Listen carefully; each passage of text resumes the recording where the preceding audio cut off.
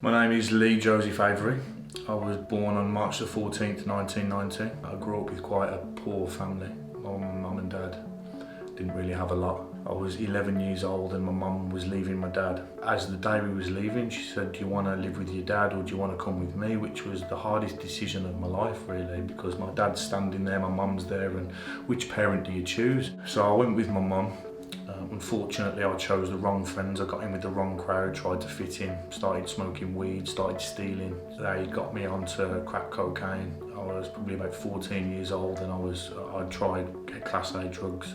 Luckily, I got away from that pretty quick, and I met a friend who got me going to work with him as a gas engineer. So I would not go to school to go to work with this fellow, and I was learning a trade. He would pay me little, but I was learning.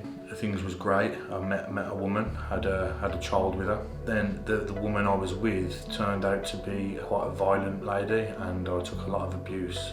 She fell pregnant again. I had another child, so I had a son and a daughter now. This was about 2013. The reason I stuck it out was because I thought the kids deserved a family. With my mum leaving my dad and me going through that trauma, I didn't want my children to have to go through it too. In the end, I couldn't take the life I was living with her anymore, so I decided to leave.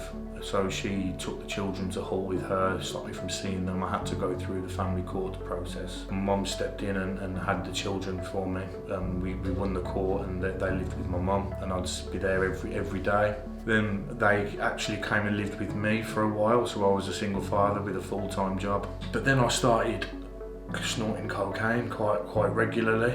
I was earning really good money, and it was just money. I had money to burn, so I was snorting a lot of cocaine, and it just become a habit. Every day I'd come home from work and be buying cocaine, buying beer. It's quite bad to think actually now when I was with my children. And I was self-employed at the time, and I'm working for a company, and I invoiced them for £5,500 for the month's work, and I didn't get paid. I had bills to pay, I didn't know what to do, so I foolishly went to a plumbing shop and booked out about £6,500 worth of stuff under his company name, signed his son's name, got the stuff, sold it, made my money. Approximately 8 weeks after that, I got arrested for fraud. I was given a prison sentence, first time in prison. So I did that time, came out and met another woman, had another child, and we was using cocaine regularly. I'd come home, we'd be drinking, abusing cocaine, and then that relationship finally came to an end. Then I started using heavier drugs to try and deal with the pain of her leaving me. I was kind of lost really. And then during that addiction, I met another woman, and she fell pregnant too, another daughter. I'd gone to a food bank to get some food because obviously I had no money because I'd spent it on drugs, and I met a lovely Christian couple there. And this young lady came over to me, and we was chatting for a while, and she said, "Do you mind if we pray for you?" And I was quite embarrassed at the time, thinking, I didn't believe in God, and so they put their hands on me, three of them, and they prayed. And after that prayer, I burst into tears, and it was embarrassing because there's people all around me, a grown man sitting there crying his eyes out, and they said, "That's God, that is." So that night I went home and I prayed to the Lord, "Look, I've had enough of this life. I've had enough of drugs. I can't get myself off of them. I've had enough of the way I'm living life. Please, can you show me a path to get off of it?" About 3 days later, I ended up in prison. So I personally believe that was God. That was his way of giving me a new path. When I was an addict and abusing drugs every day and drinking and had no money and walking around like a tramp, I didn't think there was a way out. I thought, this is it, this is me, I'm going to be living like this forever.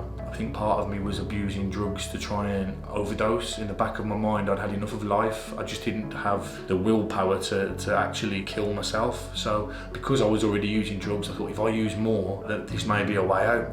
During a session at a church on a Sunday in prison, the chaplain there gave me an application form for walk, and it was in Stoke-on-Trent. I'm from Birmingham, and I was in an ahhing, didn't know whether to do it, and I thought, I'm going to give this a go.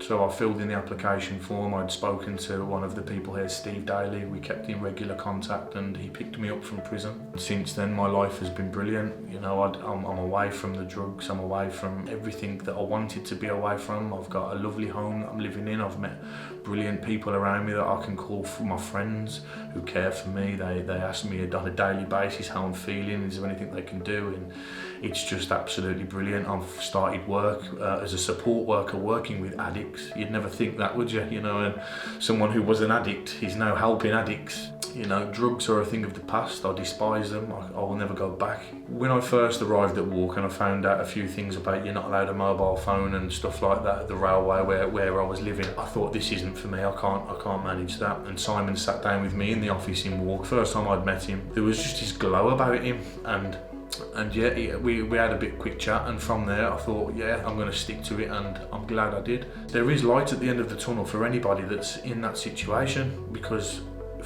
3 years ago I would never believe I'd be in this position I'm in now. And it just goes to show that if you want to change, you can change, you will change, and there is support out there to help you change. You just need to look for it, because it's there. And I am living proof of that, because I was at rock bottom's bottom. I'm not at the top, I'm far from it, but I'm climbing that ladder. It's absolutely phenomenal. Anybody out there watching this, please know that there is a way out. You've just got to want to do it. Maybe Walk could be there for you too.